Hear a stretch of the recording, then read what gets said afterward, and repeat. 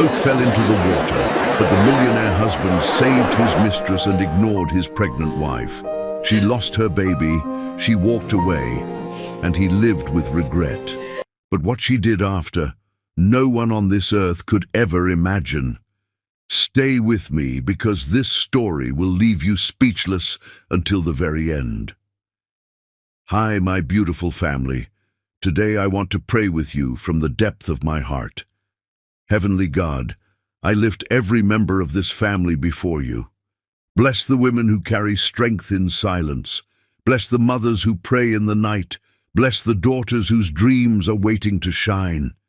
Heal those who are sick, comfort those who are broken, and give peace to every heart that listens to these stories with love. But my family, I must also speak with truth. In the last few days, many of you have stopped watching the full stories. You leave in the middle, and this hurts me deeply. It feels as if my hard work means nothing. I stay awake, I write, I pour my soul into every story, not for myself, but for you. Because I love you. I know some who are new here may have trust issues, but trust is built with love, and I have always given you my heart without hiding anything. I'm not here to play games. I'm here to build a family, a place of love, respect, and togetherness. So I ask you today, if your heart is true, write present. If your love is real, write, I am with Mr. Peter. Money could buy everything except the one thing Tom Collins had already destroyed, his own soul. The morning sun filtered through the floor-to-ceiling windows of the penthouse, casting golden rays across marble floors that cost more than most people's homes. Tom Collins stood at the edge of his private terrace, overlooking the city he had conquered through ruthless ambition and calculated moves. At 42, he possessed everything the world deemed valuable: a tech empire worth $8 billion, influence that reached into government corridors, and a reputation that made grown men tremble during boardroom negotiations. But as he adjusted his Armani suit and checked his Patek Philippe watch, Tom felt nothing but cold emptiness where satisfaction should have been. "Tom, your coffee's getting cold." The soft voice belonged to Alison Murphy, the woman who had shared his bed and his name for the past 5 years. She stood in the doorway wearing a silk robe that complemented her dark skin beautifully, her natural hair framing a face that still carried traces of the vulnerability that had first attracted him. Once, that voice had been music to his ears. Once, her gentle presence had been the anchor that kept him grounded in humanity. Now, it felt like chains around his neck. "I'll be right there," he replied without turning around, his voice carrying the practiced warmth of a man who had learned to lie with the fluency of a native speaker. The irony wasn't lost on him. The woman who had taught him how to love had become the woman he was learning to resent. Alison Murphy hadn't always lived in penthouses. 5 years ago, she had been sleeping in a downtown shelter, 1 meal away from starvation, when Tom's limousine had broken down 3 blocks away. He had been walking to clear his head after another failed business negotiation when he spotted her sharing her meager dinner with an elderly homeless man who looked even hungrier than she did. That moment of selfless compassion had stopped Tom in his tracks. In a world where everyone wanted something from him, here was a woman giving away the little she had to someone who needed it more. He had approached her, expecting nothing, offering help, and finding instead a conversation that lasted until dawn. Alison had been different, genuine in a way that money couldn't manufacture. She laughed at his jokes not because he was rich, but because she found him genuinely funny. She challenged his cynical worldview with optimism that wasn't naive, but earned through surviving genuine hardship. When she looked at him, she saw Tom the man, not Tom the billionaire. Their courtship had been a revelation. For the first time in his adult life, Tom experienced love without calculation, affection without agenda. Alison had refused his gifts initially, suspicious of his motives, making him work to earn her trust. When she finally accepted his proposal, It was because she believed in the man she thought he was becoming, not the empire he had built. The wedding had been featured in Forbes, Vanity Fair, and every major lifestyle magazine. Tech Titan finds love with homeless woman had been the headline that launched 1,000 think pieces about second chances and the humanizing power of love. Allison had hated the attention, but Tom had basked in the positive publicity that portrayed him as a man capable of seeing beyond surface appearances. For 2 years, the fairy tale had been real. Tom found himself softening, making decisions based on ethical considerations rather than pure profit. Allison's influence had led him to establish charitable foundations, fund homeless shelters, and implement progressive employee benefits at his companies. She had made him a better man, and he had genuinely believed that their love would last forever. But success had a way of corrupting even the purest intentions. The transformation had been gradual, so subtle that Tom hadn't noticed it happening until it was complete. The charitable work had become tax write-offs. The employee benefits had become PR talking points.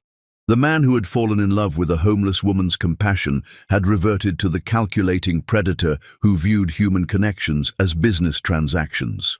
"Tom," Allison's voice carried a note of concern now, "you seem a million miles away lately."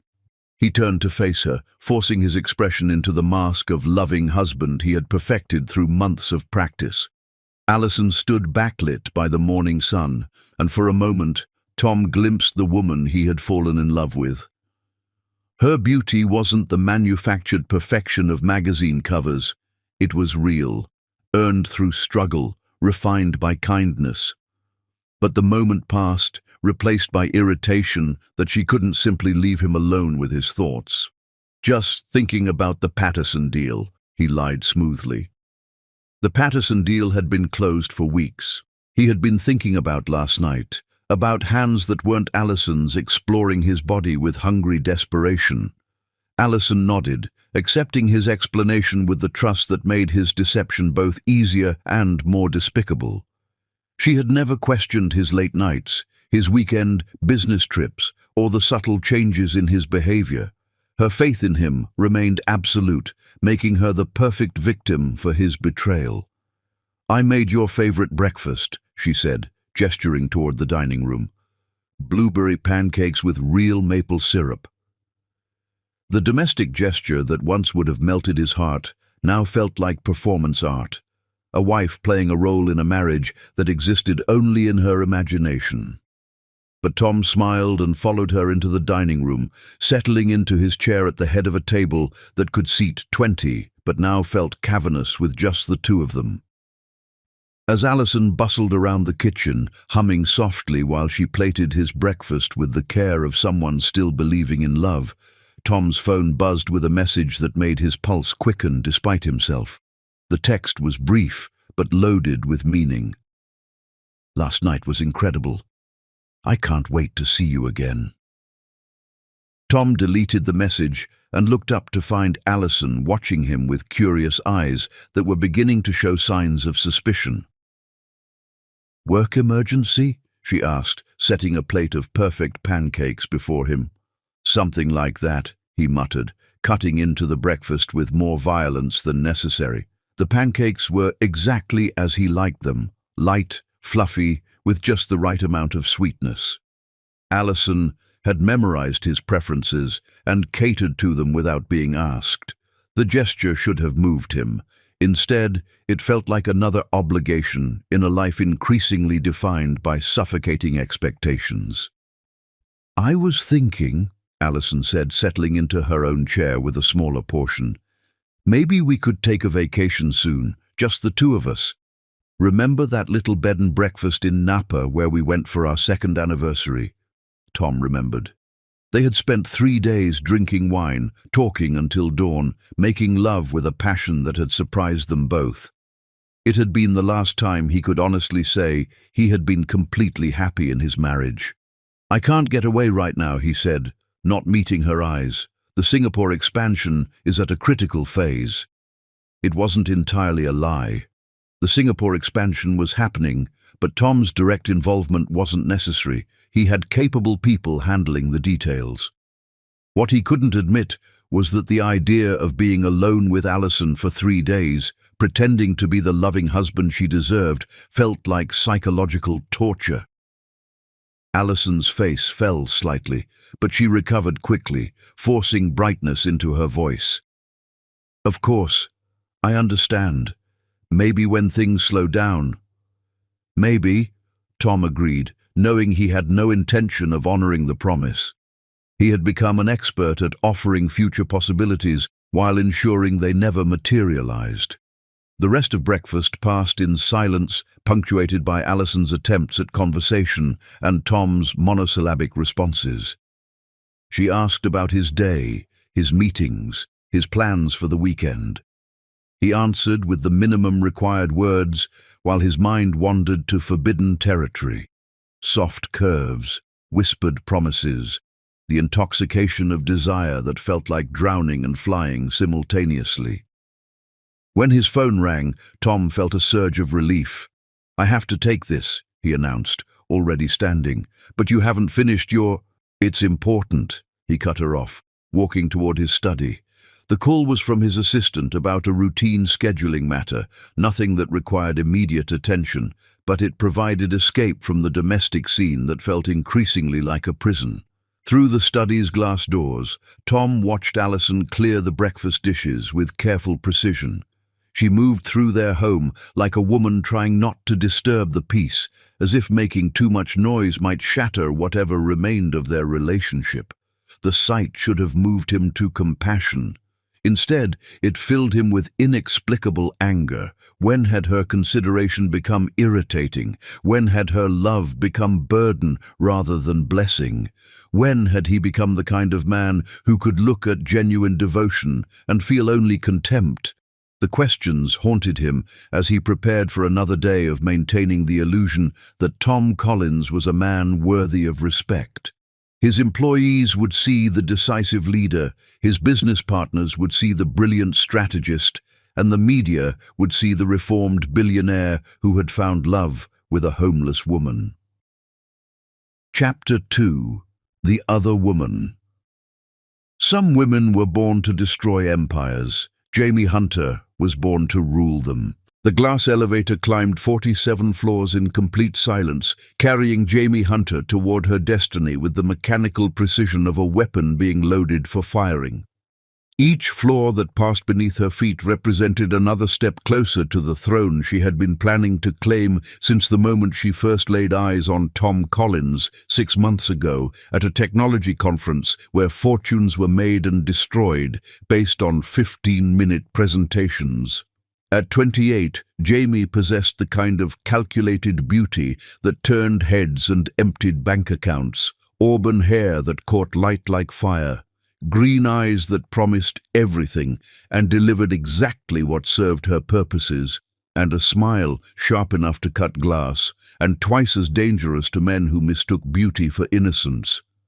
She wasn't beautiful by accident or genetic lottery.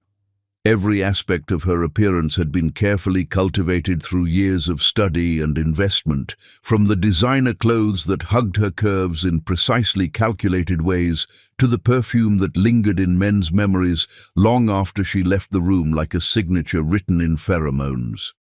Jamie Hunter was a weapon disguised as a woman, and Tom Collins was about to discover just how lethal she could be when properly motivated by ambition that knew no boundaries. The elevator doors opened to reveal the executive floor of Collins Tech, a testament to modern power rendered in steel and glass that reflected light like scattered diamonds across surfaces designed to intimidate lesser mortals. Tom's assistant, an efficient woman who had learned to recognize importance in its many forms through years of managing access to one of the world's most powerful men, gestured toward the corner office without being asked or needing verbal confirmation.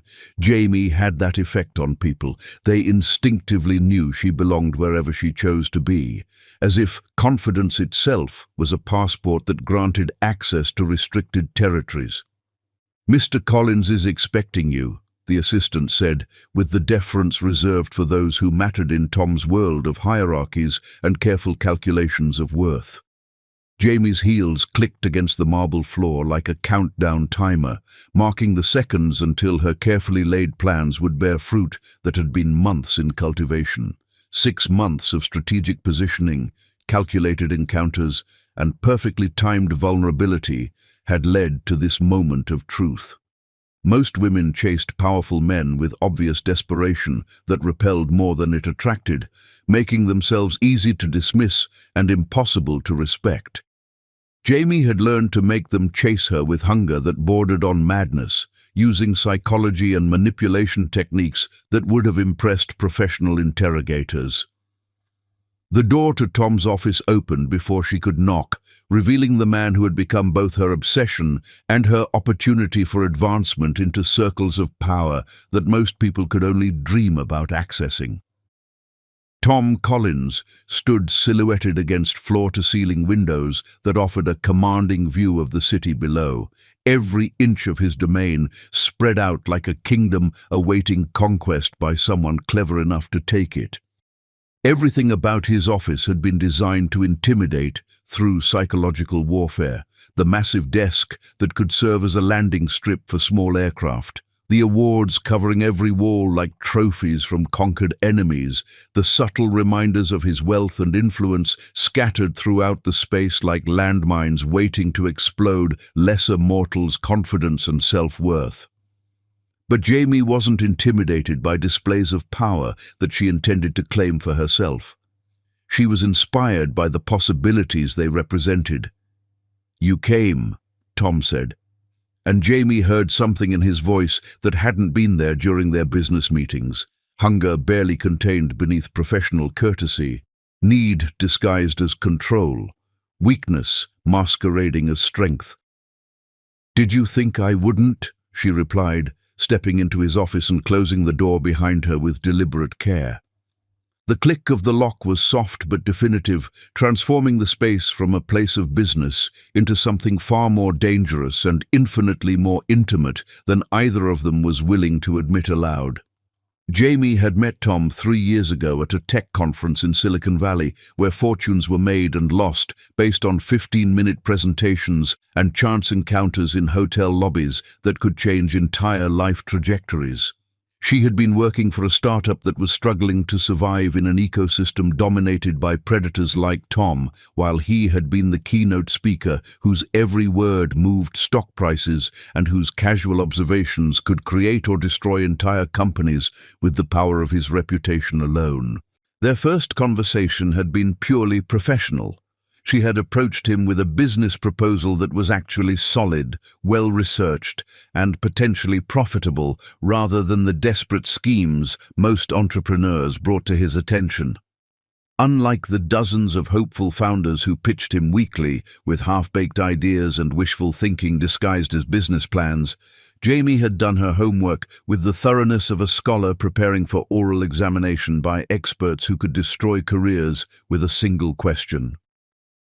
She understood his business philosophy better than his own executives, his investment patterns with greater clarity than his financial advisors, his weaknesses and strengths with more precision than his therapist would have possessed if he had been honest enough to seek professional help for his character flaws. She spoke to him as an equal rather than a supplicant, begging for scraps from his table, challenging his assumptions with intelligence that impressed him and confidence that intrigued him in ways that pure beauty could never accomplish. Jamie had studied the psychology of powerful men with academic rigor, learning that they craved intellectual stimulation more than physical attraction, respect more than worship, challenge more than submission. That first meeting had led to a consulting contract worth 6 figures, which had led to regular strategy sessions conducted in his office after business hours, which had gradually evolved into something neither of them had initially intended, but both had secretly desired from the moment they recognized each other as predators operating in the same hunting ground. Jamie had watched Tom's marriage with clinical detachment worthy of a behavioral scientist, noting the subtle signs of his growing dissatisfaction with the dedication of someone studying a fascinating specimen under laboratory conditions.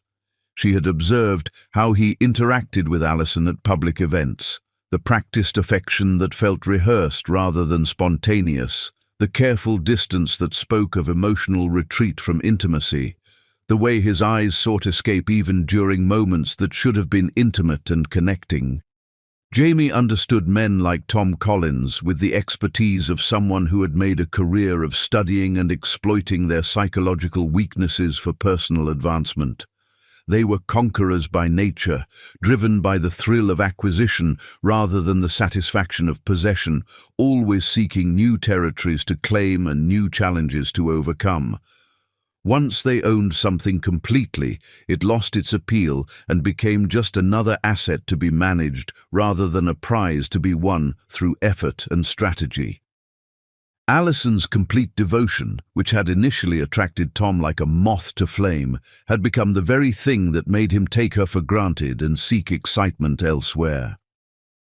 "I've been thinking about our conversation last week," Jamie said, moving to the window and standing just close enough to Tom that he could smell her perfume, a scent chosen specifically for its ability to cloud judgment and inspire reckless decisions in men who believed themselves immune to manipulation. About market expansion and strategic partnerships that could reshape our entire approach to business development. It was code, and they both knew it. Their business discussions had become increasingly personal over the past months, professional language serving as thin camouflage for growing attraction that threatened to consume them both in ways that would have consequences neither was prepared to face honestly. Jamie had perfected the art of plausible deniability through years of practice. Every interaction could be explained as legitimate business if anyone questioned their relationship. Every touch could be dismissed as accidental contact. Every meaningful glance could be reframed as professional interest rather than personal desire. "Which aspect specifically?" Tom asked, his voice rough with barely suppressed desire that made his wedding ring feel like a tourniquet, cutting off circulation to his conscience and moral reasoning. Jamie turned to face him, letting her eyes meet his with the direct gaze that had first caught his attention months ago during a board meeting where she had dismantled a competitor's proposal with surgical precision that had impressed everyone present. The part about taking calculated risks for exponential rewards that could change everything we think we know about success. The double meaning hung in the air between them like smoke from a fire that was about to consume everything in its path, including the marriage that stood between Jamie and the life she had decided she deserved through superior intelligence and strategic thinking. Tom stepped closer, close enough that Jamie could see the conflict warring in his eyes, guilt battling with want, responsibility wrestling with rebellion, marriage vows crumbling under the weight of desire that felt like destiny but was actually manipulation disguised as fate. She had spent months studying that expression with the dedication of a scientist analyzing data, learning to read the micro-expressions that revealed his internal battle between the man he pretended to be and the man he actually was underneath his carefully constructed public persona. It was the look of a man who knew he was about to make a terrible decision and couldn't stop himself from making it anyway because his capacity for self-control had been systematically undermined through psychological techniques that Jamie had perfected on previous targets. "Jamie," he began, but she silenced him by placing one finger against his lips with the gentle authority of someone who understood exactly how much power she now wielded over his decisions and future choices. "Don't think," she whispered, her breath warm against his ear in a way that short-circuited rational thought and activated primitive brain functions that cared nothing for consequences or morality. "Just feel." The kiss that followed was inevitable as gravity, violent in its intensity and desperate in its execution. Tom kissed her like a man drowning in his own desire, and Jamie responded with the calculated passion of someone who understood exactly how much power she now wielded over a man who had built an empire but couldn't control his own appetites. This wasn't love. It was conquest disguised as romance, ambition wearing the mask of affection, manipulation perfected through years of practice on lesser targets who had taught her valuable lessons about the weaknesses of powerful men.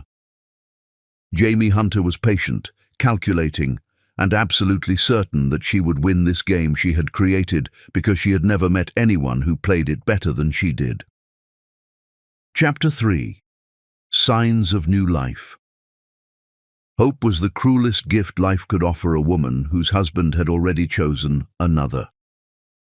Alison Murphy stared at the pregnancy test with trembling hands, watching as 2 pink lines appeared to confirm what her body had been telling her for weeks. After 5 years of marriage and 2 years of unsuccessful trying, she was finally carrying Tom's baby. The irony cut deep. She had gotten pregnant during the worst period of their marriage, when Tom seemed most distant and disconnected from their life together. But maybe this was exactly what they needed. Maybe a baby would remind Tom of what truly mattered, would bring him back from whatever cold place he had retreated to in recent months. Maybe their love could be reborn along with their first child. The bathroom tiles were cold against her bare feet as she sat on the edge of the bathtub, holding the test like a sacred relic.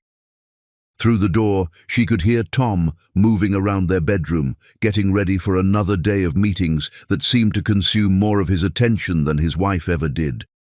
Part of her wanted to burst through that door immediately and share the miraculous news.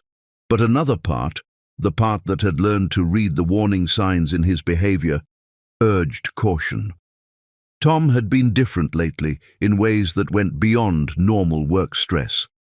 He answered his phone in hushed tones, left the room for calls he claimed were business-related, and came home carrying the subtle scent of perfume that wasn't hers.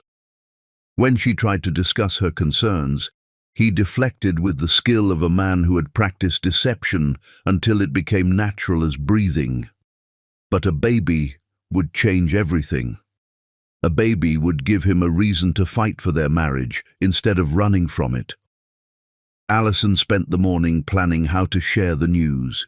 She wanted the moment to be perfect, memorable, worthy of the magnitude of what was happening. This wasn't just a pregnancy. It was a miracle, a second chance, a bridge back to the man she had fallen in love with. The idea came to her while she was watering the orchids in their greenhouse terrace, a party. Not just any party, but an elegant gathering of their closest friends and business associates. She would make the announcement publicly, surrounded by people who would witness Tom's joy and hold him accountable to the happiness he would surely feel. Alison threw herself into the planning with the desperation of a woman trying to save her marriage through sheer force of will. She hired the best caterers, arranged for live music, and sent invitations to everyone who mattered in their social circle. The party would be sophisticated but warm, impressive but intimate, a perfect reflection of the life she still believed they could have together.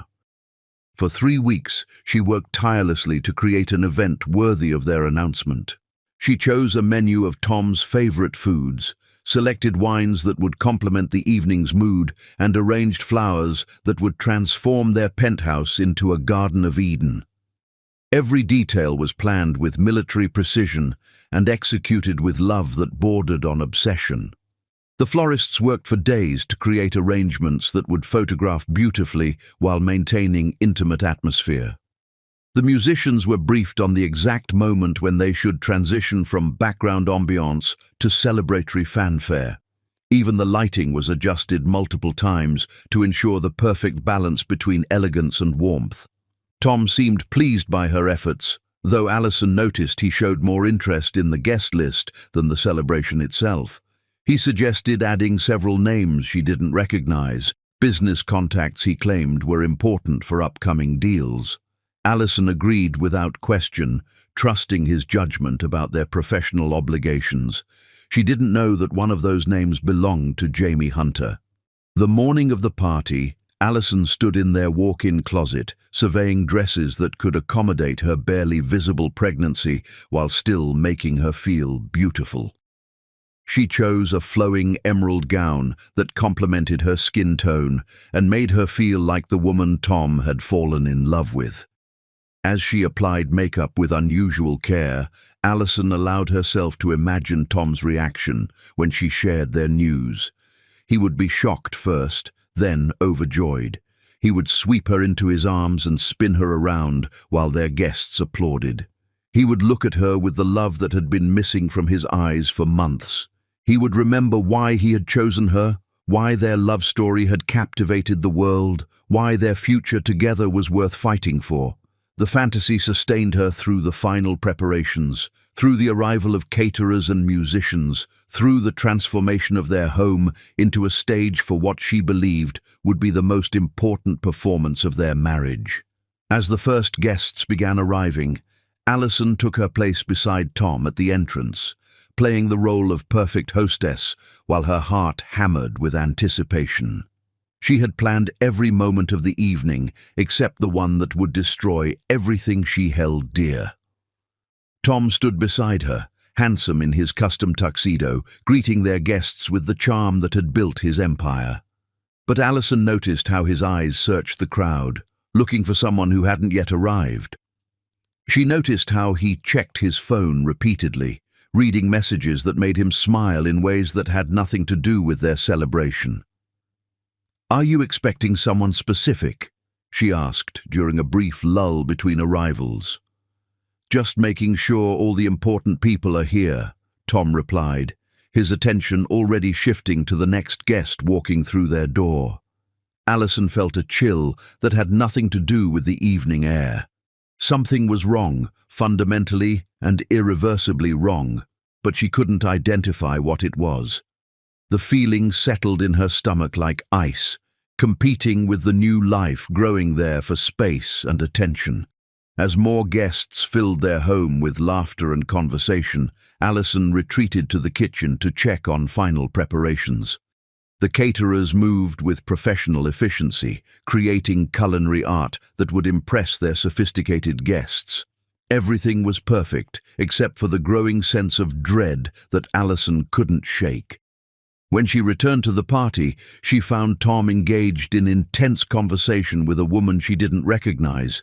The woman was stunning in a predatory way, all sharp angles and calculating smiles. She stood too close to Tom, touched his arm too familiarly, and looked at him with hunger that made Alison's blood turn cold. "Who is that?" Alison asked their mutual friend Rebecca, nodding toward the mysterious woman. "Jamie Hunter," Rebecca replied with obvious distaste. "Some kind of business consultant. I'm surprised Tom invited her. She has quite a reputation." Alison watched as Jamie laughed at something Tom said, throwing her head back in a gesture that was both sensual and dismissive. The woman moved through their home like she belonged there, like she had every right to claim space in Alison's world. The realization hit Alison with the force of physical violence. This was the other woman. This was why Tom had been distant, why he left the room for phone calls, why he came home smelling like foreign perfume. The pregnancy announcement that was supposed to save their marriage was about to become the moment she learned it was already dead. Her hands moved instinctively to her abdomen, protecting the life growing there from knowledge that would devastate them both. Alison Murphy was about to announce new life to a man who had already chosen another woman to share his future. Chapter 4. The Drowning Point. In the moment when everything changed forever, Tom Collins revealed exactly who he had become. The party had reached its crescendo of elegant conversation and refined laughter when disaster struck with the sudden violence of a lightning bolt splitting a perfect sky, transforming paradise into purgatory in the space of a heartbeat. Alison stood beside the infinity pool that overlooked the city like a liquid mirror, reflecting 1,000 dreams that were about to shatter into irreparable fragments, her heart pounding so violently she could feel it in her throat as she prepared to make the announcement that would change their lives forever. She had gathered their guests around the illuminated water that seemed to glow with promise under the carefully arranged lighting, champagne glasses catching the ethereal light like liquid diamonds suspended in time, each face turned toward her with anticipation that felt both thrilling and terrifying.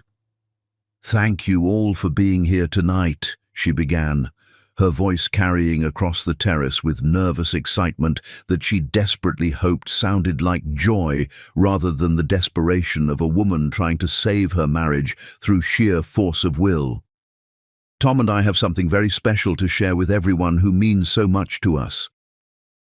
But Tom wasn't listening to his wife's carefully prepared words that she had rehearsed dozens of times in front of their bedroom mirror. His attention was fixed entirely on Jamie Hunter, with the laser focus of a predator stalking prey, completely oblivious to the woman who was about to announce she was carrying his child. Jamie stood at the far edge of the gathering, wearing a dress that seemed designed to capture every eye in the vicinity, while making every other woman feel inadequate by comparison, including the wife whose moment this was supposed to be. The red silk clung to her body like a second skin painted on by an artist obsessed with perfection, and when she moved, it was with the predatory grace of a woman who knew exactly what effect she was having on the man who was supposed to be celebrating his wife's announcement, but couldn't tear his gaze away from his mistress. "As many of you know," Alison continued, her voice growing stronger as she drew courage from the life growing inside her, unaware that she was speaking to a crowd whose attention was divided between her words and the obvious tension crackling between her husband and his mysterious guest, like electricity before a storm that would destroy everything in its path. "Tom and I have been hoping for this moment for a very long time." The words hung in the air, like a prayer offered to gods who had already decided to answer with cruelty instead of blessing. The accident happened in slow motion, each second stretching into eternity as chaos erupted around the peaceful gathering like a bomb exploding in a cathedral during Sunday service. Jamie had been standing too close to the pool's edge, her expensive heels perched precariously on marble that had been polished to mirror brightness, leaning forward to hear something Tom was whispering in her ear with the intimacy of lovers sharing secrets that couldn't be spoken aloud without destroying the facade they were both maintaining. The other guest, a business associate whose name would be forgotten in the chaos but whose clumsiness would change multiple lives forever, bumped into Jamie while reaching for champagne from a passing waiter's silver tray, his elbow catching her shoulder with enough force to upset the delicate balance she had been maintaining on stiletto heels that were designed for beauty rather than stability. She stumbled backward, her designer heels slipping on the wet marble that surrounded the pool like a death trap disguised as luxury, arms windmilling desperately as she fought for balance that had already been lost to physics and poor positioning. The collision sent her crashing into the water with a splash that sent waves across the perfectly maintained surface like ripples from a stone thrown into still water, shattering the evening's carefully constructed perfection in an instant. The impact was violent enough to create a secondary collision that pulled Alison into the disaster she had been watching with growing horror and dawning realization about her husband's true priorities. She had been processing the sight of her husband openly flirting with another woman at their own party, the party she had planned to celebrate their coming child, when Jamie's falling body struck her with the force of a battering ram, sending them both plunging into the chlorinated depths that suddenly felt as cold as Arctic Ocean and twice as merciless. The water was shockingly brutal, a violent contrast to the warm evening air that had made the party feel like paradise before it became the setting for her personal apocalypse. Alison felt her evening gown, the one she had chosen specifically to hide her early pregnancy while still looking beautiful for this special announcement that was supposed to bring them closer together, tangle around her legs like seaweed designed by malevolent gods to drag her down. The weight of the wet fabric pulled her toward the bottom of her own pool with relentless determination. The dress that was supposed to make her beautiful for the most important moment of her marriage becoming a death trap that threatened to end her life before she could tell anyone about the new life growing inside her. Panic seized her throat like invisible hands, choking away her breath as chlorinated water rushed into her lungs, burning like acid and filling her with terror that transcended anything she had experienced during her homeless years, when death had been a daily possibility, but never quite this immediate or ironic. She thrashed desperately toward what she hoped was the surface, fighting against fabric and water and the growing realization that she might die in her own pool while her husband saved another woman. But she was 3 months pregnant with a child who had been conceived in love and was now threatened by betrayal, and pregnancy had robbed her of the agility and strength that might have saved her life under different circumstances. The baby she carried made her movements clumsy and uncoordinated, her body working to protect the life inside her, even as that protection threatened to cost them both everything. The elegant dress that was supposed to make her beautiful for this special announcement became a shroud that threatened to drag her to the bottom of the pool where she would die before she could tell the world about the miracle growing inside her body. Through the distorted lens of water and panic, through the chaos of chlorinated death and desperate struggling against forces that seemed determined to claim her life, Allison saw Tom leap into the pool without hesitation, his powerful form cutting through the air like a man diving to save his most precious possession. For a moment that felt like salvation itself arriving from heaven, hope blazed through her terror like sunshine, breaking through storm clouds that had threatened to destroy everything beautiful in the world. Her husband was coming to save her, to prove that their love still mattered more than whatever madness had possessed him lately, to choose his family over his temporary obsession with another woman.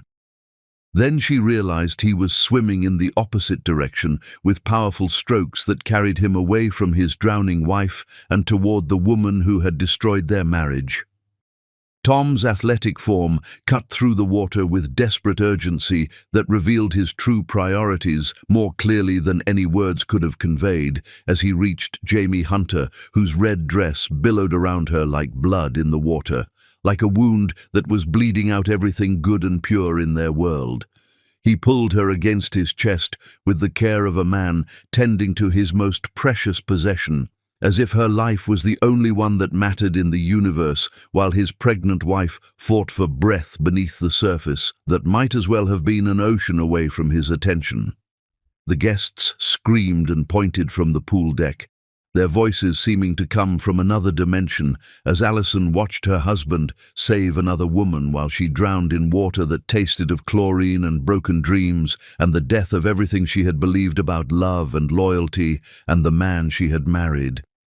She felt something inside her break that would never heal, not just her heart, but her capacity to believe that love could triumph over selfishness, that marriage vows meant anything to men who viewed them as temporary contracts subject to cancellation when more attractive opportunities arose.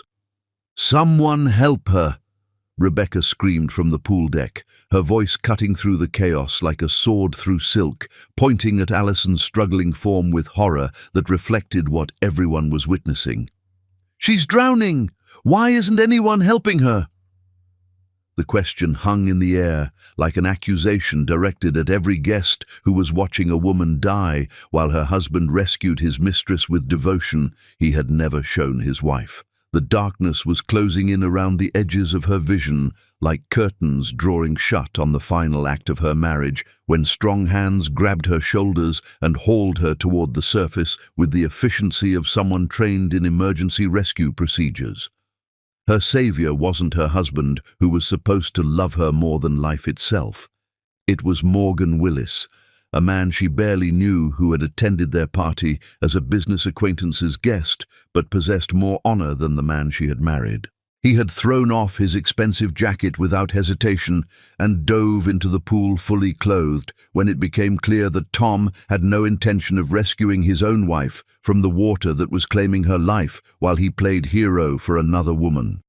Morgan's powerful arms cut through the water that had nearly become Allison's grave, his legal training having included emergency response certification that now saved a life Tom was willing to sacrifice for his mistress's safety. Other guests helped lift her onto the deck with urgent efficiency, where she collapsed in a coughing, shivering heap that resembled nothing so much as a broken doll discarded by a careless child who had grown bored with toys that no longer entertained him. Pool water and champagne mixed with tears on the marble surface as Allison fought to breathe through lungs that felt filled with concrete and betrayal and the weight of understanding that her marriage had been a lie. "Call an ambulance!" Morgan shouted, his voice cutting through the chaos with legal authority that commanded immediate obedience from guests who had been frozen in shock. "Now! And someone get her a blanket! She's going into shock from hypothermia and trauma." Through her haze of pain and oxygen deprivation that made the world seem like it was viewed through frosted glass, Allison saw Tom climbing out of the pool with Jamie in his arms, like a groom carrying his bride across the threshold into their new life together. He was speaking to her in urgent, tender tones that Allison recognized from their own courtship, words of love and concern that she had believed were reserved for her alone. Tom was checking Jamie for injuries with the care of a man tending to his most precious possession while completely ignoring his wife's fight for survival just 20 feet away, as if Allison had become invisible the moment he made his choice about which woman deserved to live. Jamie clung to him with theatrical desperation that would have been laughable if it weren't so effective, playing the role of damsel in distress with Academy Award-worthy conviction that fooled no one except the man whose judgment had been compromised by months of systematic manipulation and ego-stroking that had convinced him she was worth destroying his family to possess. Not once did Tom look in Allison's direction. Not once did he check to see if his wife was breathing, conscious, or even alive after the trauma that might have killed her and the baby she was carrying. The paramedics arrived within minutes that felt like hours of watching her husband tend to his mistress with devotion that should have belonged to his family, their professional competence a stark contrast to the emotional chaos that had erupted around the pool like a natural disaster striking paradise without warning. They loaded Allison onto a stretcher with efficient care, while Morgan provided rapid-fire answers to their medical questions with the precision of someone whose legal training had taught him to observe details that others missed, especially details that might become important in future legal proceedings. He had noticed things about her condition that her own husband had missed completely, the way she was protecting her abdomen even while drowning, the careful way she had been moving throughout the evening as if guarding something precious, the subtle signs that suggested she might be carrying more than just herself into this disaster that would reshape multiple lives. "Is she pregnant?" the lead paramedic asked quietly, checking her vital signs with practiced efficiency while preparing her for transport to trauma specialists. "I think so," Morgan replied, his hand finding Allison's as they wheeled her toward the ambulance that would carry her away from the scene of her marriage's death. "But she hasn't made any official announcement yet." Allison squeezed his hand with what little strength she possessed, grateful beyond words for this stranger's compassion, in a world where her own husband had abandoned her to die for the sake of impressing his mistress with heroics that revealed his true character. As the ambulance doors closed with finality that sounded like the closing of a coffin, she caught one last glimpse through tear-blurred eyes of the party that was supposed to have been her moment of triumph, her celebration of new life, her proof that love could overcome any obstacle.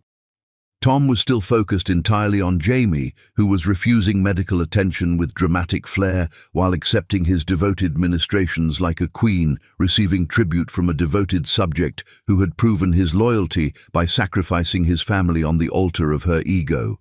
Tom Collins had made his choice in the water, and now everyone would live with the consequences of that single moment of moral bankruptcy that revealed his soul's true contents.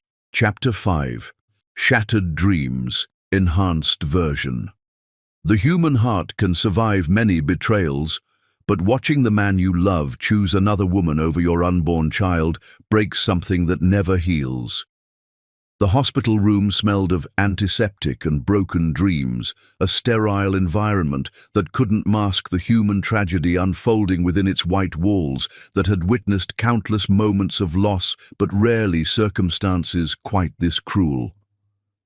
Alison lay motionless in the narrow bed, her dark skin ashen against the white sheets that seemed to drain color from everything they touched, IV tubes snaking from her arms like mechanical vines, feeding life into a body that felt hollow and abandoned by hope itself. The elegant gown that was supposed to showcase her pregnancy announcement now lay in a plastic bag marked "Personal Effects," waterlogged and ruined beyond repair. Much like the marriage it had been meant to celebrate and the dreams it had been chosen to represent on what should have been the happiest night of her life. Morgan Willis had refused to leave the waiting room, despite having no legal right to be there, despite being a virtual stranger whose only connection to Alison was the moment he had pulled her from the water while her husband saved another woman. The uncomfortable visitor's chair had been designed for brief visits rather than the vigil he had maintained for 18 hours. His expensive suit wrinkled from diving into the pool and his eyes red from exhaustion and rage that he was struggling to contain. "Is there any family we should contact?" Nurse Patricia Williams asked Morgan with professional concern that couldn't quite hide her personal disgust at the circumstances. She had been working trauma cases for 15 years and had never seen a husband abandon his wife so completely during a medical emergency. Her husband was at the party, Morgan replied carefully, not wanting to reveal too much about domestic situations he didn't fully understand. He should have been contacted by now. Should have been, yes, Nurse Williams agreed with pointed emphasis that suggested she knew more about Tom's absence than professional courtesy allowed her to express directly. But some men have different priorities when their wives need them most. The medical team had been efficient and thorough, running tests that would determine whether the near drowning had caused complications beyond what was immediately visible. Dr. Elizabeth Chen emerged from the examination room with an expression that carried the weight of delivering news that would destroy worlds and reshape the understanding of loss for everyone who heard it. "The tests confirm what we suspected based on her symptoms and the way she was protecting her abdomen during the rescue," Dr. Chen said, her voice carrying professional calm that couldn't mask the personal anger underneath. Mrs. Collins was approximately 12 weeks pregnant when she was admitted. The word "was" hung in the sterile air like a death sentence handed down by a judge who showed no mercy for dreams that had been murdered by circumstance and cruelty that defied basic human decency. Morgan felt his hands clench into fists as the full magnitude of what had happened crashed over him like waves against rocks that couldn't withstand the endless assault of truth. Not only had Tom Collins chosen to save his mistress over his wife in a moment that revealed his true character, he had cost them their unborn child through that choice, making his betrayal complete in ways that defied human understanding of cruelty and selfishness. "The miscarriage was caused by the stress of the near-drowning incident," Dr. Chen continued with clinical precision that couldn't mask her own disgust at the circumstances that had led to this preventable tragedy. The combination of oxygen deprivation, physical trauma, and extreme emotional shock created conditions that made pregnancy loss inevitable. In cases like this, where the mother experiences severe stress during the first trimester, the body often cannot maintain the pregnancy, even if the mother survives the initial trauma. Dr. Chen had seen many cases of pregnancy loss due to domestic violence during her career, but this situation was particularly cruel because the violence had been emotional rather than physical, the abandonment complete rather than partial, and the choice public rather than private, witnessed by dozens of people who would remember Tom's priorities for the rest of their lives. When Alison stirred, her eyelids fluttering as consciousness returned like dawn, breaking over a battlefield where only casualties remained, the medical team moved with practiced efficiency while Morgan stepped back to allow professionals to do their work. "Mrs. Collins, you're safe. You're in Metro General Hospital," Dr. Chen said with gentle authority that had been trained to deliver terrible news with compassion that couldn't eliminate pain but could provide framework for processing it. Alison's eyes opened slowly, confusion giving way to recognition, and then to devastating memory that crashed over her like waves, drowning someone who was already underwater. She tried to sit up, one hand instinctively moving to her abdomen in a gesture that broke everyone's heart who was watching, including medical professionals who had thought themselves immune to emotional involvement in their patients' tragedies. "The baby," she whispered, her voice raw from swallowing pool water and screaming underwater while fighting for breath that her husband should have helped her find. "Is my baby?" The silence that followed was answer enough, but Dr. Chen provided confirmation with words that would haunt everyone present. "I'm so sorry. The pregnancy couldn't be sustained after the trauma you experienced. We did everything possible, but the stress and oxygen deprivation were too severe for the baby to survive." The sound that escaped Alison's throat wasn't quite human. It was the noise a soul makes when it breaks beyond repair, when hope dies and takes innocence with it into whatever darkness waits for dreams that have been murdered by those who should have protected them from harm. Morgan squeezed her hand from where he stood beside the bed, offering the only support he could while she processed the loss of everything she had hoped for and planned for and believed would save the marriage that had died before she realized it was even sick. "Where's Tom?" she asked when she could speak again through throat that felt raw from screaming and crying and breathing water instead of air, though her tone suggested she already knew the answer would destroy what little faith she had left in human decency. Nurse Williams exchanged glances with Dr. Chen before answering with professional diplomacy that barely concealed personal judgment. "We haven't been able to reach your husband yet, Mrs. Collins. The contact information we have seems to be unavailable." It was a polite way of saying that Tom Collins hadn't bothered to come to the hospital where his wife was fighting for her life and the life of their unborn child. "He's not here," Morgan said quietly, unable to keep the anger from his voice despite his professional training in maintaining emotional control during crisis situations. "He stayed at the party to take care of the other woman." The bitter laugh that escaped Alison's lips was worse than tears would have been, carrying despair that had crystallized into something harder and more dangerous than grief. Of course he did. Jamie Hunter always was more important than his wife. So she had known about the affair despite her husband's careful deceptions and elaborate lies designed to keep his betrayal secret while maximizing his access to both women's affections. Despite her own desperate desire to believe in their marriage and salvage something from the wreckage of her trust, Alison had known that Tom was betraying her with systematic cruelty that went beyond mere infidelity into territory that decent people couldn't navigate without losing their souls.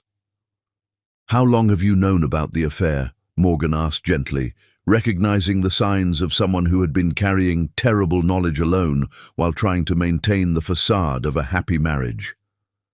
"Months," Alison admitted, tears finally coming in waves that seemed to originate from somewhere deeper than her eyes, from the place where hope goes to die when it realizes it has been feeding on lies and false promises. "I kept hoping I was wrong. I kept thinking that if I loved him harder, if I was a better wife, if I gave him the family he said he wanted more than anything."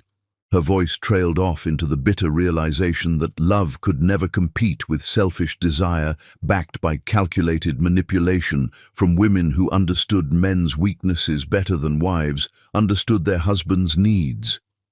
It was then that Tom finally arrived, bursting through the hospital room door with theatrical panic that fooled no one who was paying attention to the timing of his entrance or the fact that he smelled like another woman's perfume mixed with chlorine from the pool where he had chosen his priorities.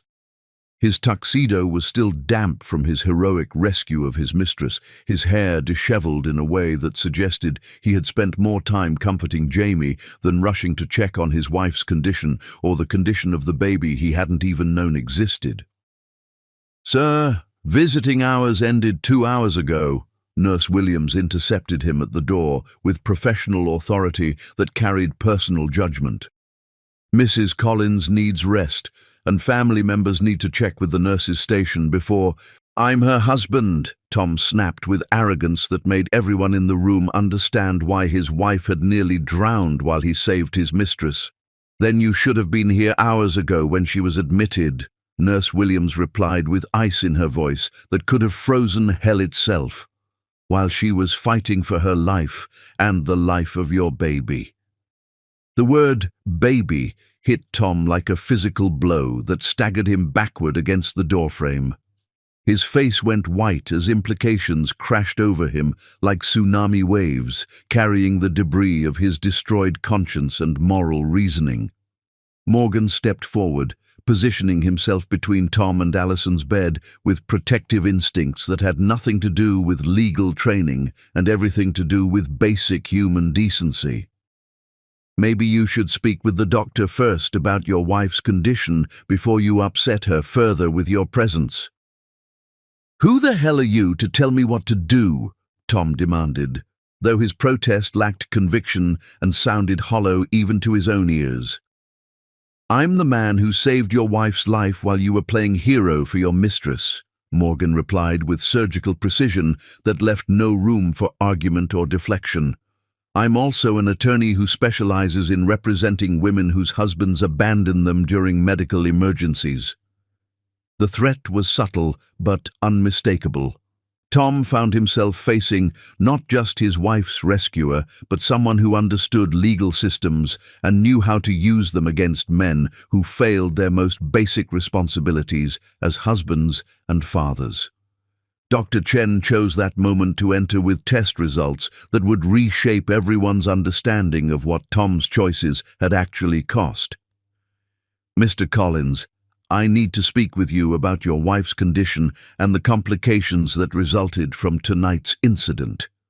"What complications?" Tom asked, though his voice suggested he already feared the answer would destroy whatever remained of his ability to justify his actions to himself. "Your wife suffered a miscarriage caused by the trauma of nearly drowning," Dr. Chen replied with clinical detachment that made the words hit harder than emotional pleading could have accomplished.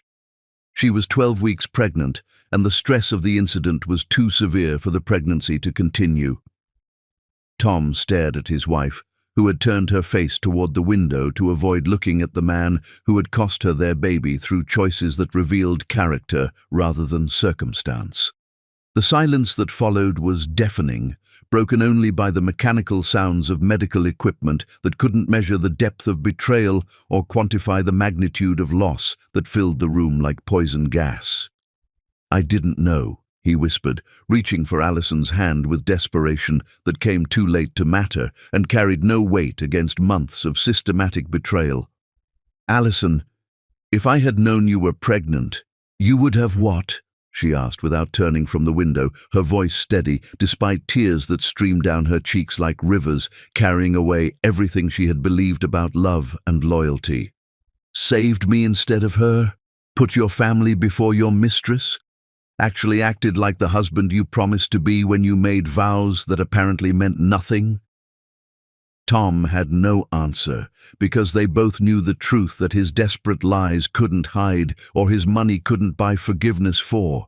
Even if he had known about the pregnancy, even if he had understood what was at stake in that water, he still would have chosen Jamie because the affair had progressed too far and consumed too much of his soul for pregnancy to change his fundamental priorities or moral compass.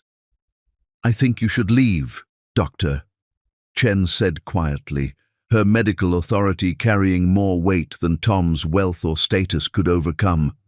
Your wife needs rest, and your presence is clearly causing additional stress that could complicate her recovery."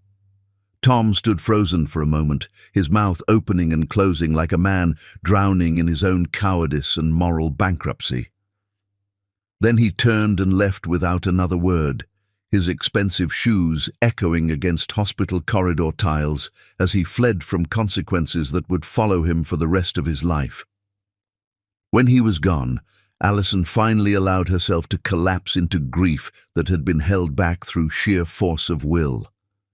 Morgan sat beside her bed, offering presence without judgment and strength, without expectation of anything in return beyond basic human decency. "He doesn't deserve you," Morgan said when her tears finally subsided. "No," Alison agreed, wiping her eyes with tissues that felt rough against skin made sensitive by salt water and betrayal. "He doesn't, but I loved him anyway, and that love just killed our baby." Alison Murphy had lost everything that mattered to her, and now she was ready to take everything that mattered to Tom. Chapter 6. The Great Escape, enhanced with active scenes. Freedom was just another word for having nothing left to lose. The safe house apartment felt like a cocoon where Alison Murphy could finally shed the skin of the woman who had trusted too much and loved too blindly. 3 days after losing her baby and her illusions, she sat in the window seat overlooking a tree-lined street where normal people lived normal lives without bodyguards or prenuptial agreements or husbands who chose mistresses over unborn children. The modest space was furnished with care but without luxury, comfortable chairs that invited rest rather than demanded admiration, books that had been chosen for content rather than appearance, and windows that offered views of real life instead of empire building that corrupted souls through its pursuit. The phone rang at exactly 3:47 p.m., cutting through silence that had become her first taste of peace in months. "Mrs. Murphy." The voice was unfamiliar, careful, respectful in ways that Tom's voice had stopped being years ago. "This is Morgan Willis. I wanted to check on your recovery and discuss some legal matters that require immediate attention." "I'm alive," Alison replied, her tone flat as week-old champagne, but carrying undertones of steel that hadn't been there when she was playing the role of devoted wife. "That's more than Tom expected when he left me to drown in my own pool."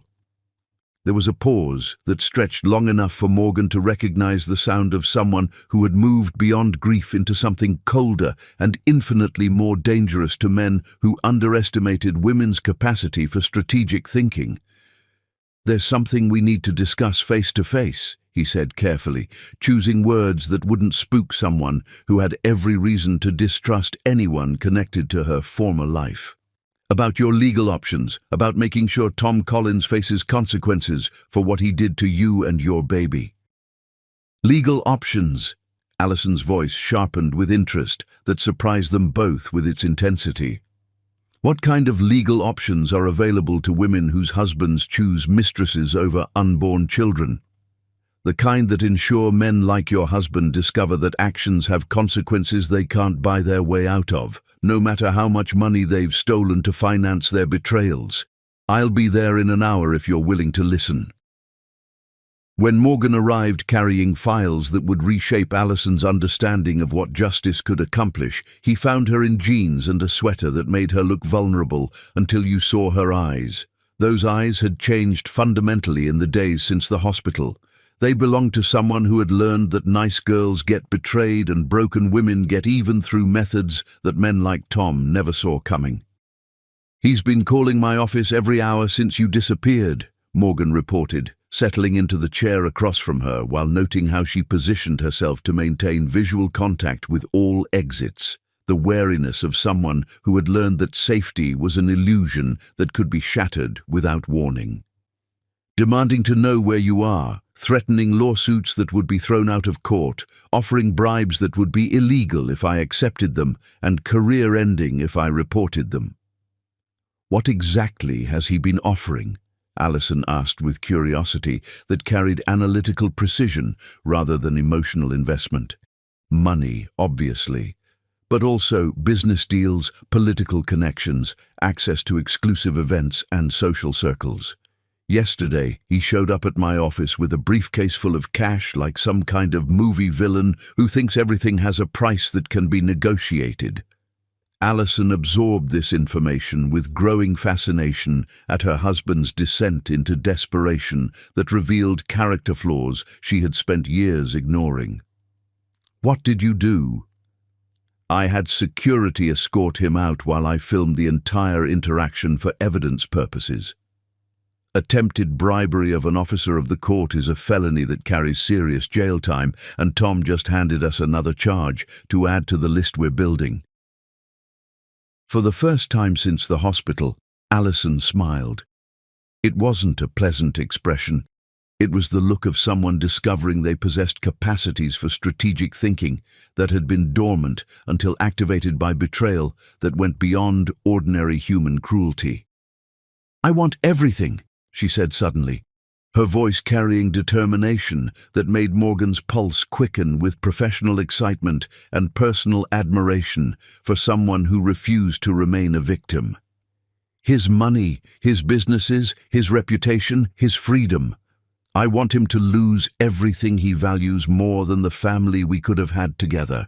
That's going to require more than just divorce proceedings, Morgan warned, though his tone suggested he was already strategizing campaigns that would destroy Tom's life as thoroughly as Tom had destroyed hers. "We'll need to prove systematic fraud, tax evasion, maybe even racketeering if the evidence supports charges that serious." Alison's transformation was visible in real time, like watching someone shed skin that no longer fit and reveal something stronger underneath. The grief-stricken woman was crystallizing into something harder, sharper, more focused with each passing moment of conversation about justice and consequences. "Then find it," she said, with steel in her voice that could cut through any defense Tom's lawyers might construct. "You said you specialize in destroying men like Tom. Prove it." Morgan opened his briefcase, revealing preliminary evidence that suggested Tom's crimes went far deeper than simple adultery. Financial records, email printouts, and transaction histories painted a picture of systematic theft that had been disguised as legitimate business for years.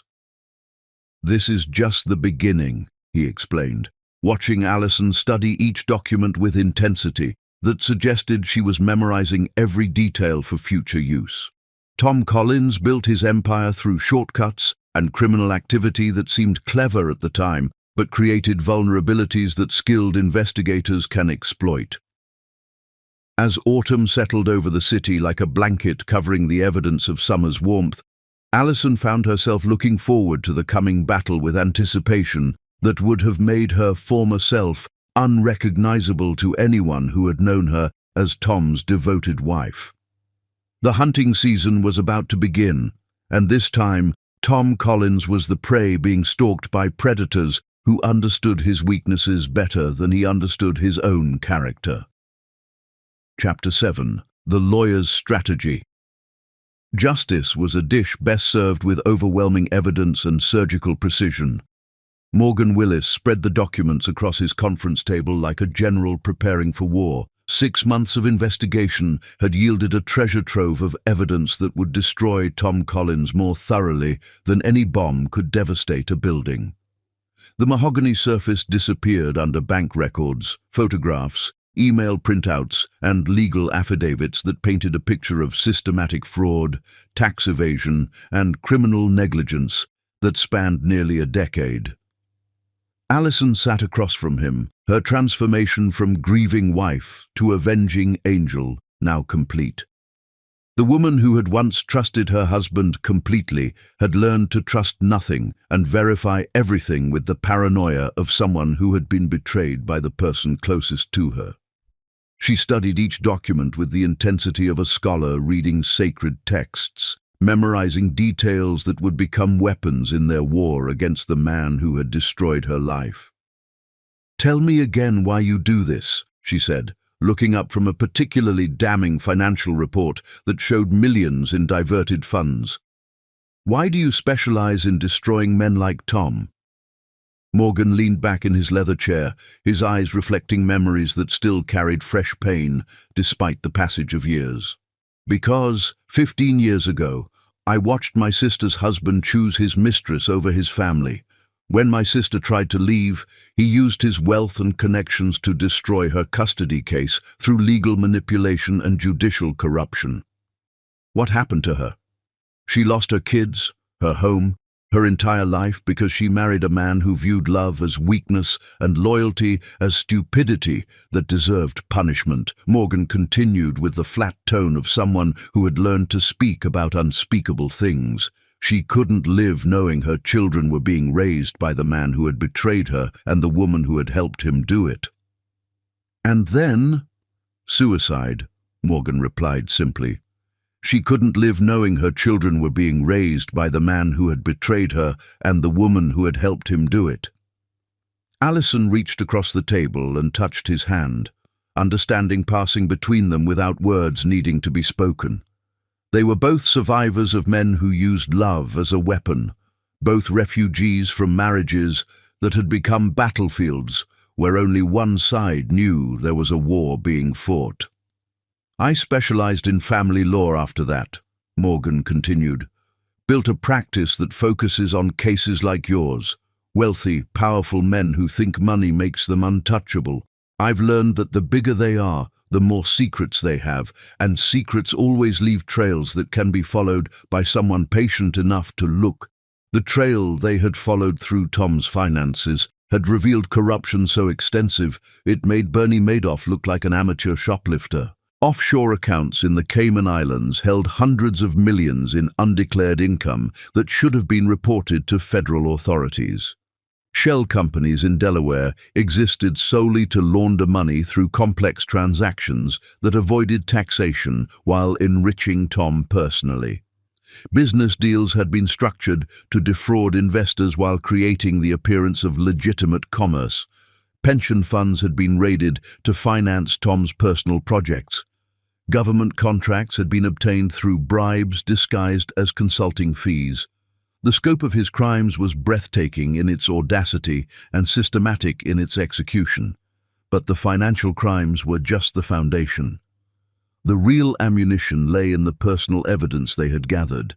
Hotel receipts that documented his affair with Jamie Hunter, credit card statements that showed expensive gifts purchased for his mistress, and digital communications that revealed the depth of his deception and contempt for his marriage.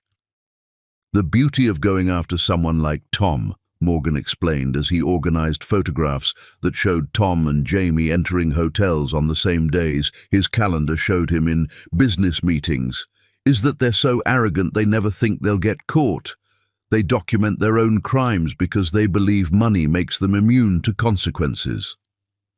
Allison studied a photograph of Tom and Jamie kissing in the back seat of his limousine, taken by a private investigator 2 weeks before the pool incident. The image was clear enough to eliminate any possibility of plausible deniability or innocent explanation. This was taken the same day he told me he couldn't come to my doctor's appointment because of a board meeting, she said with bitter satisfaction that felt like justice beginning to take shape. He missed the ultrasound, where we would have heard our baby's heartbeat for the first time. Morgan felt familiar rage building in his chest, the same fury that had driven him to dedicate his career to destroying men who betrayed their families with casual cruelty. We're going to make him pay for every lie, every betrayal, every moment of selfishness. What's the full strategy? Allison asked, her voice carrying the calm of someone who had moved beyond emotion into pure calculation. Morgan opened his laptop and pulled up the comprehensive plan they had been building for months, like architects designing the perfect building. Phase 1 is the divorce filing, which requests everything, all assets, all businesses, all properties. We're claiming adultery, emotional abuse, and financial fraud as grounds. Will that be enough? That's just the opening move. Phase 2 involves criminal charges for tax evasion and fraud. I have contacts in the IRS and SEC who are very interested in Tom's creative accounting methods. Phase 3 targets his business relationships. When his partners learn about his criminal exposure, they'll distance themselves to protect their own interests. Allison nodded with grim satisfaction. And Phase 4? Phase 4 is the complete destruction of his public image. The man who built his reputation on marrying a homeless woman will be exposed as someone who abandoned that same woman when she needed him most. The media loves a fall from grace story, especially when it involves hypocrisy on this scale. The plan was elegant in its thoroughness, devastating in its precision. They would attack Tom on every front simultaneously: legal, financial, criminal, and social. By the time they were finished, he would lose everything he had valued more than his marriage. "There's something else," Morgan said, his tone becoming more serious. "Jamie Hunter isn't just a random mistress. She's been positioning herself strategically within your husband's business network. I think this affair was planned from the beginning. She targeted Tom specifically because of his wealth and vulnerability." Allison processed this information with the calm of someone who had already lost everything, and therefore had nothing left to fear. "You think she's been playing him?" "I think she's been playing everyone, including you. The question is whether we can prove it and whether she's smart enough to abandon ship when things get ugly." The war was about to begin, and this time Tom Collins would discover what it felt like to be abandoned when he needed someone most. Chapter 8. The Web Tightens, enhanced with active scenes. A man's empire always collapses from within, built as it was on the foundation of his own character. The parking garage beneath the federal building was designed for anonymity, concrete pillars casting shadows that could hide secrets, security cameras positioned to create blind spots that experienced whistleblowers knew how to exploit. Morgan Willis checked his watch as footsteps echoed through the underground space, each sound amplified by acoustics that made every movement seem threatening. At 11:47 p.m., exactly as scheduled, a figure emerged from behind a pillar. Sarah Chen had been Tom's chief financial officer for 7 years, long enough to know where every body was buried and every dollar was hidden. Her hands shook as she approached Morgan, clutching a briefcase that contained the keys to destroying her former employer. "I shouldn't be doing this," she whispered, her voice echoing off concrete walls that had witnessed 1,000 similar exchanges between conscience and self-preservation. "But you're doing it anyway," Morgan replied with gentle authority, "because you know what Tom Collins really is." Sarah's laugh was bitter as winter wind. "I know he's been stealing from pension funds to finance his affairs. I know he's hidden $400 million in accounts that don't officially exist. I know he planned to divorce his wife the day after their baby was born to avoid looking like he abandoned a pregnant woman."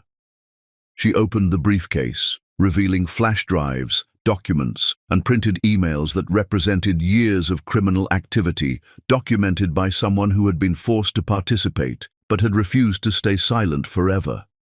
"This contains everything," Sarah said, her voice growing stronger with each word. "Bank records, wire transfers, audio recordings of Tom planning tax evasion strategies, everything you need to put him away for life." Morgan accepted the briefcase with reverence appropriate to receiving evidence that would deliver justice for crimes that had destroyed innocent lives.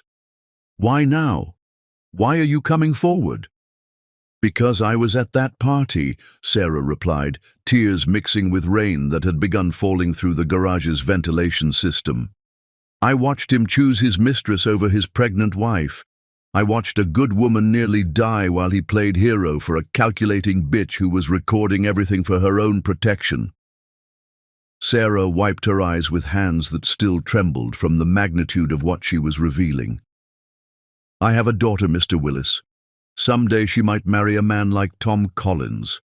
I want her to live in a world where such men face consequences for destroying families."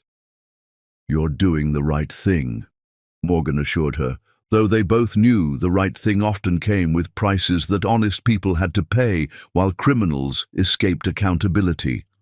"I know," Sarah replied with quiet dignity. "That's why I'm doing it despite the cost to my own career and safety." 3 days later, the cracks in Tom's empire became visible to everyone who had eyes to see and intelligence to interpret what they were witnessing. The Regency Hotel's private dining room had been Tom's favorite venue for entertaining clients who required discretion and luxury in equal measure. But tonight, the atmosphere felt poisonous as Tom faced David Morrison, the client whose account had provided the cover for his affair with Jamie Hunter. "I'm terminating our relationship," Morrison announced without preamble, his voice carrying the finality of a judge pronouncing sentence. "Effective immediately." Tom nearly choked on his wine. "David, we've been partners for 8 years. The returns on your investments have been exceptional." "The returns were built on money stolen from other clients," Morrison interrupted, sliding a folder across the mahogany table. "I know about the shell companies. I know about the Cayman accounts. I know you've been using my legitimate investments as cover for criminal activity." Tom opened the folder with hands that had begun shaking uncontrollably. Inside were photocopies of bank records, transaction histories, and financial documents that should have been impossible for Morrison to access without inside help. "Where did you get these?" Tom demanded, though he already suspected the answer would terrify him. "From people who work for you, people who got tired of being accessories to crimes they never signed up to commit." Morrison stood, straightening his tie with the satisfaction of a man who had just avoided legal contamination through decisive action, people who decided their consciences were worth more than their paychecks. Tom watched his most important client walk away, noting how the restaurant staff avoided eye contact as Morrison passed their stations. Even the waiters knew that Tom Collins had become persona non grata in circles where reputation mattered more than money.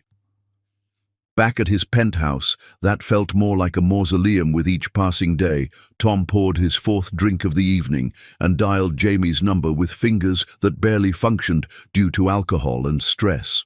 "We need to talk," he said when she answered after 6 rings. "I'm busy," Jamie replied, her voice carrying distance that hadn't been there during their passionate months of secret meetings. "Busy with what? I'm falling apart here and you're busy." The silence stretched between them like a chasm that was growing wider with each passing second. "Tom," Jamie said finally, her tone carrying the patience reserved for explaining simple concepts to slow children, "I think we should take a break until things calm down." "Take a break?" Tom's voice rose to a pitch that would have embarrassed him if he had retained any capacity for shame. "Jamie, I left my wife for you. I risked everything for you. You can't just—" "I never asked you to leave your wife," Jamie interrupted with clinical precision. "I never asked you to risk anything. Those were your choices, made for your reasons." The phone went dead in Tom's hand, leaving him alone with the echo of his own desperation bouncing off walls that had once seemed to promise infinite possibility, but now felt like they were closing in to crush everything he had foolishly believed he could control. Through the floor-to-ceiling windows, the city sparkled with lights that represented other people's intact lives, other people's successful marriages, other people's families that hadn't been destroyed by selfish choices disguised as romantic destiny. Tom Collins was learning that when you burn bridges to reach what you think you want, you often discover that what you wanted was never worth the flames that consumed everything you actually needed. Tom Collins was about to learn that some women don't just leave, they take everything with them when they go. Chapter 9. The trap is set. The difference between justice and revenge is that justice requires patience. The war room Morgan Willis had created in his law firm's top floor looked like the command center for overthrowing a government, complete with secure communication lines and evidence storage that would make the FBI envious.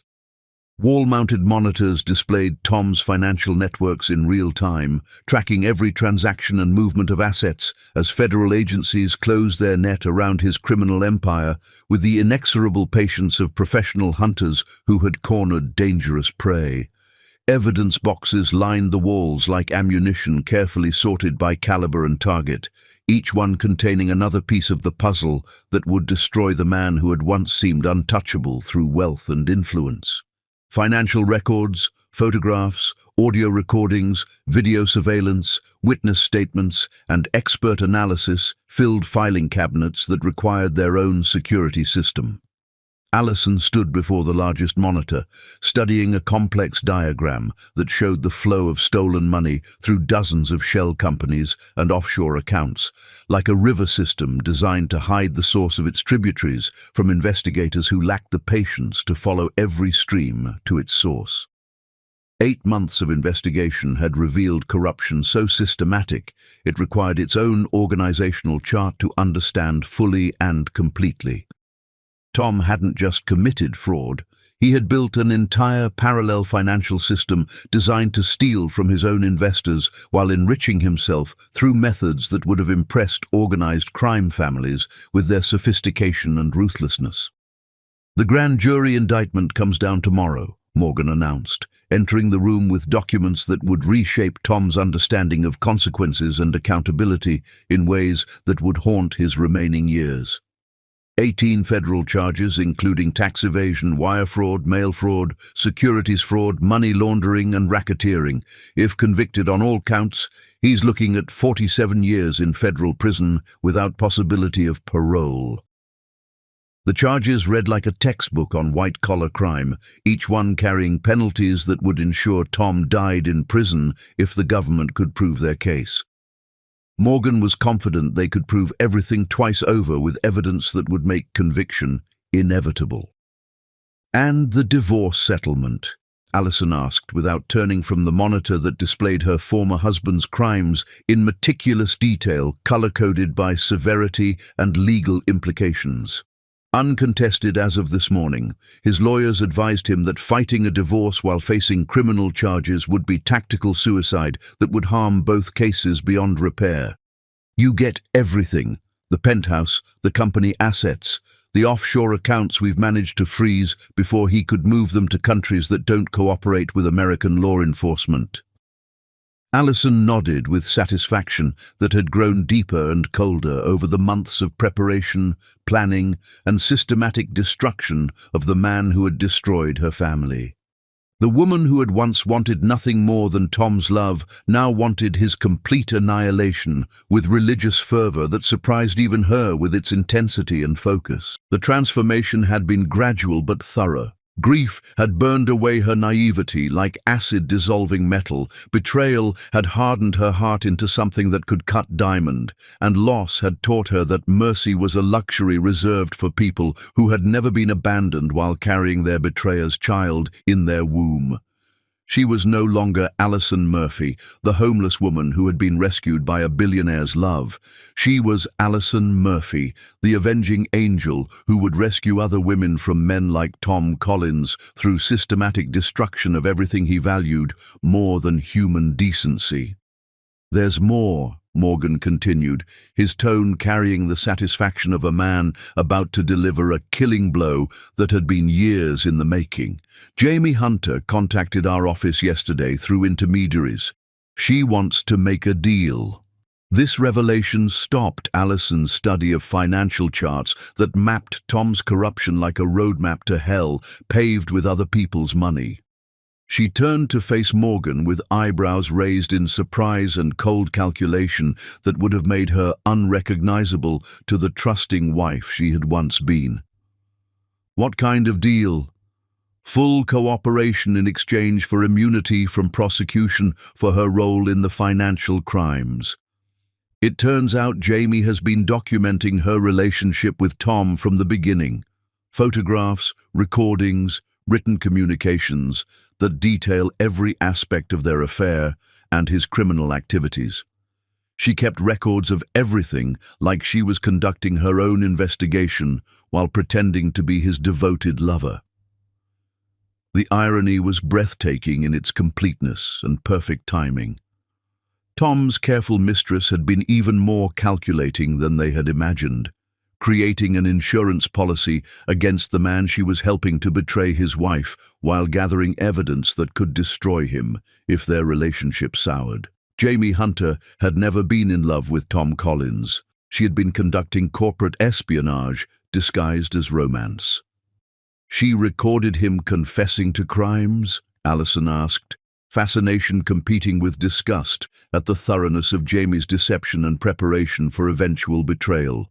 "Audio, video, everything, including his confessions about hiding assets from you, his plans to divorce you after the baby was born so he could marry her without scandal affecting his business relationships, and his detailed knowledge of the financial crimes he's been committing for years. Jamie Hunter just handed us enough evidence to guarantee conviction on every charge while destroying any possibility of successful appeal." Allison absorbed this information with the calm of someone who had learned to expect betrayal from every direction and every person who claimed to care about Tom Collins more than their own survival. Why is she turning on him now? Because she's smarter than Tom gave her credit for, and she recognizes that his empire is collapsing faster than the Titanic while taking everyone associated with him down into the depths. She knows his world is ending, and she doesn't want to go down with it. Better to be the government's star witness with immunity than Tom's co-defendant facing decades in federal prison. The government's case against Tom was now so overwhelming that plea bargains were impossible and legal defense was purely theoretical exercise in professional courtesy. His own lawyers had begun distancing themselves, citing ethical concerns about representing someone whose crimes were so extensively documented that defending him would be professional suicide that could destroy their own careers. The man who had once commanded armies of legal talent worth thousands of dollars per hour was reduced to public defenders who viewed his case as career-ending assignment that no one wanted and everyone tried to avoid through bureaucratic maneuvering. But the legal destruction was only part of Morgan's comprehensive strategy, designed to ensure Tom never recovered from his fall, even if he somehow avoided maximum prison sentences. The real masterpiece was the social and professional annihilation that would ensure his name became synonymous with betrayal and corruption in business circles that valued reputation above everything else. Business partners were being shown evidence of his crimes before it became public knowledge, giving them opportunity to sever relationships before the scandal destroyed their own reputations through association with a man who had become toxic to everything he touched. Board members were receiving anonymous packages containing proof of Tom's affairs and financial misconduct, complete with documentation that made denial impossible and distance necessary for their own survival in an industry that punished association with criminals. The tech industry, which had once celebrated Tom as a visionary leader whose success inspired others to achieve greatness, was systematically excising him from their community like surgeons removing cancer that threatened the health of the entire organism. Speaking engagements were cancelled without explanation, board positions were revoked through emergency votes conducted in secret, and business relationships that had taken decades to build were dissolved overnight through carefully worded letters that cited strategic differences and evolving priorities. "He called me yesterday," Allison revealed during one of their final preparation meetings before the trial that would end Tom's freedom forever. "Begging me to come back, promising to change everything about himself, threatening to kill himself if I didn't forgive him and return to save him from the consequences of his own choices." "Classic abuser tactics," Morgan replied with clinical detachment born from representing dozens of women who had heard identical threats from men who viewed suicide threats as negotiation tactics. Promise everything, threaten self-harm, deny responsibility for the situation they created through their own decisions and moral failures. Did you record the call? Every word. He admitted to the affair, to lying about the business trips, to planning to leave me after the baby was born so he could marry Jamie without the scandal affecting his business relationships. He thinks desperation makes him honest when it just makes him stupid enough to confess everything we need to destroy him completely in court. Tom Collins was about to face the judgment he had been running from his entire life, and this time there would be no escape through money, influence, or charm. Cancer that threatened the health of the entire organism. Speaking engagements were cancelled without explanation. Board positions were revoked through emergency votes, and business relationships that had taken decades to build were dissolved overnight through carefully worded letters that cited strategic differences and evolving priorities. "He called me yesterday," Allison revealed during one of their final preparation meetings, begging me to come back, promising to change, threatening to kill himself if I didn't forgive him and return to save him from the consequences of his own choices. "Classic abuser tactics," Morgan replied with clinical detachment born from representing dozens of women who had heard identical threats. Promise everything, threaten self-harm, deny responsibility for the situation they created through their own decisions. Did you record the call? Every word. He admitted to the affair, to lying about the business trips, to planning to leave me after the baby was born so he could marry Jamie without the scandal affecting his business relationships. He thinks desperation makes him honest when it just makes him stupid enough to confess everything we need to destroy him completely. The recorded confession would be the final nail in Tom's coffin, his own words condemning him more thoroughly than any prosecutor could manage through legal argument or evidence presentation. As the trial date approached, Tom's isolation became complete and absolute. Jamie had moved to another city under federal protection, preparing to testify against the man she had once claimed to love with passion that had seemed real enough to fool even experienced observers. His business empire was under government control, managed by court-appointed administrators, while criminal proceedings determined its final fate and ownership.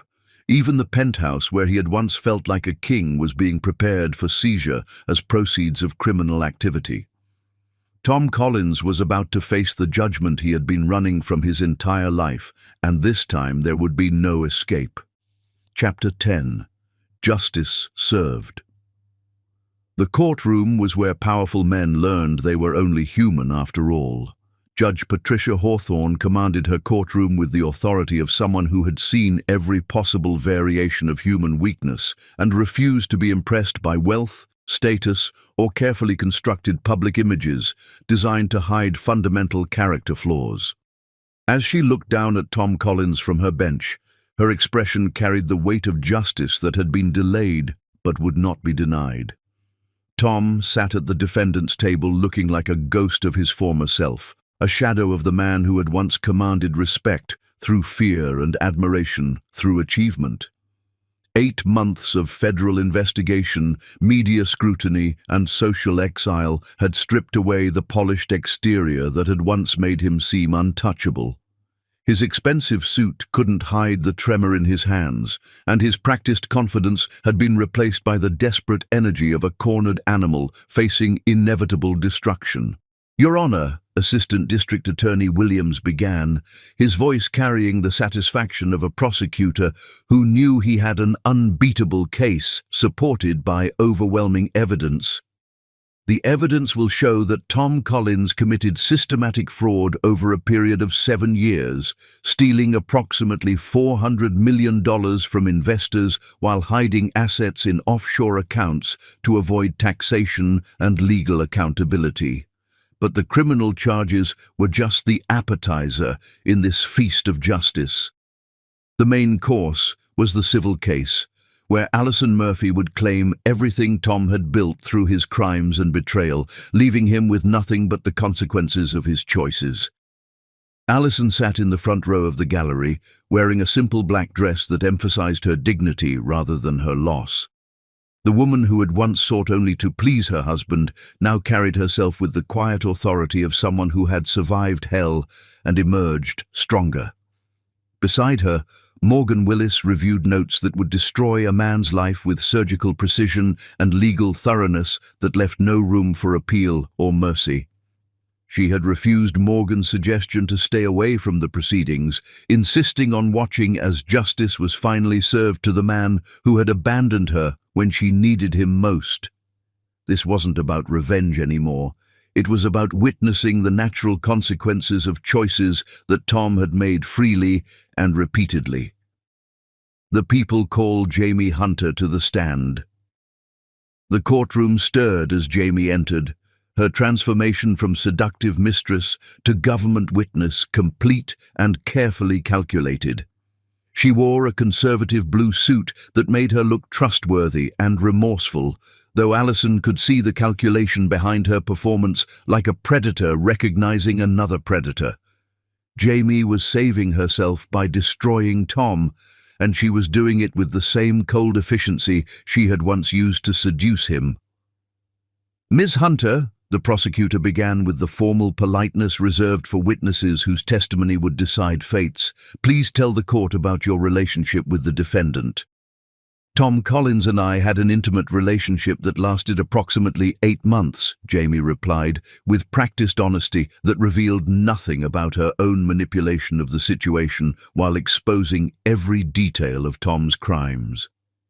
"During that time, he confided in me about his business practices, his plans to divorce his wife, and his methods for hiding money from federal authorities." Tom's lawyer objected with desperate energy, but the damage was already done and irreversible. Jamie's testimony painted Tom as a man who had planned his wife's abandonment while stealing from his own investors, with the casual cruelty of someone who viewed other people as resources to be exploited rather than humans deserving of basic decency. She produced recordings that captured Tom's voice, describing his crimes in his own words, photographs that documented their affair in humiliating detail, and financial records that showed how he had used company funds to pay for their hotel encounters while telling his wife he was attending business meetings. "Did Mr. Collins ever express remorse about his treatment of his wife?" the prosecutor asked. "Never," Jamie replied with devastating certainty that cut through the courtroom like a sword through silk. "He told me she was weak, that she held him back from achieving his full potential, that marrying her had been a publicity stunt that outlived its usefulness." Allison felt no pain at hearing these words. She had moved beyond hurt into something colder and more permanent than mere emotional reaction. This public confirmation of Tom's contempt for their marriage only strengthened her resolve to take everything he valued in return for everything he had taken from her. When Jamie finished her testimony, she walked past Tom's table without a glance, her expensive heels clicking against marble floors with the sound of nails being driven into a coffin. The woman who had once whispered promises of love and loyalty had just delivered the death blow to the man who had risked everything for her attention and received nothing but betrayal in return. Tom watched her leave with the expression of someone finally understanding that he had been played by a master manipulator who made his own deceptions look amateur and pathetic. The people call Morgan Willis to the stand. Morgan's testimony was clinical in its precision and devastating in its thoroughness. As both witness and Allison's attorney, he walked the jury through the timeline of Tom's betrayal with the skill of someone who had made a career of exposing men who used their power to destroy the women who loved them. "Mr. Willis, you were present at the party where the incident occurred. Please describe what you witnessed with your own eyes." "I saw Mr. Collins make a choice that revealed his true character beyond any possibility of misinterpretation," Morgan replied, his voice carrying the authority of unshakable truth. "When both women fell into the pool, he immediately swam to save his mistress while leaving his pregnant wife to drown. I had to rescue Mrs. Murphy myself while her husband tended to his lover." "Did Mr. Collins know his wife was pregnant at the time of this incident?" She was preparing to announce the pregnancy at that party. The entire gathering was planned to celebrate their coming baby. Mr. Collins chose to save his mistress instead of the mother of his unborn child, and that choice cost them both the baby and the marriage. The jury's reaction was immediate and visible, their faces reflecting the disgust that decent people feel when confronted with fundamental human failure. Several members looked at Tom with revulsion that no amount of legal maneuvering could overcome. Others shook their heads with the disappointment reserved for witnessing someone fall from grace through their own moral bankruptcy. Tom's defense attorney made valiant attempts to humanize his client, to present the affair as a moment of weakness rather than systematic betrayal that revealed character rather than circumstance. But the evidence was overwhelming, the witnesses credible, and the defendant's character indefensible by any reasonable standard. "Ladies and gentlemen of the jury," the prosecutor concluded his closing argument with the gravity appropriate to the moment, "Tom Collins is a man who stole from his investors, betrayed his wife, and chose his mistress over his unborn child. The evidence proves beyond reasonable doubt that he is guilty of every charge brought against him and deserving of the maximum penalty allowed by law." The jury deliberated for 37 minutes. Guilty on all counts. Tom's conviction on 18 federal charges carried a sentence of 42 years in federal prison without possibility of parole, effectively ensuring he would die in captivity for his crimes. The civil judgment awarded Allison every asset Tom had accumulated through his crimes, approximately $3.8 billion in total value, making her one of the wealthiest women in America and leaving Tom with nothing but his prison uniform and the knowledge that his choices had cost him everything. But the financial victory was secondary to the emotional justice Allison felt watching her ex-husband led away in handcuffs that marked the end of his freedom and the beginning of accountability he had avoided his entire adult life. As the courtroom emptied, Morgan approached Allison with an expression that mixed professional satisfaction with personal hope that had been building for months. "It's over," he said simply. "No," Allison replied, watching Tom disappear through the door that would lead to the rest of his life in captivity. "It's just beginning."